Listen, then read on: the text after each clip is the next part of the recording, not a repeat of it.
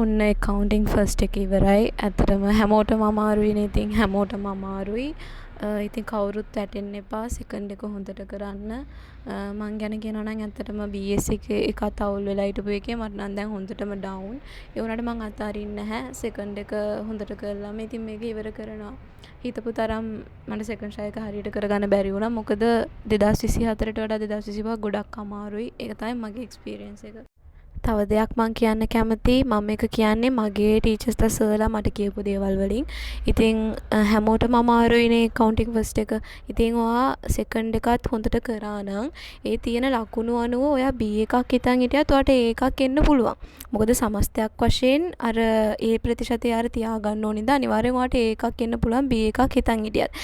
ඉතින් ඔයාට මේ B එකක් නෙන්නේ දැන් මොනවා ලියුවත් වැඩක් නැහැ කියලා සෙකන්ඩ් එක අතාරින්න එපා. අනිවාර්යෙන් ෆස්ට් එකට 30ක් වගේ ලකුණක් තිබ්බත් ඇති හොඳ එකකට යන්න. ඉතින් අතාරින්න නැතුව මේ වැඩ කරන්න. තව එකම එක එක්සෑම් එකයි. අතාරින්න නැතුව වැඩ කරන්න. all the best.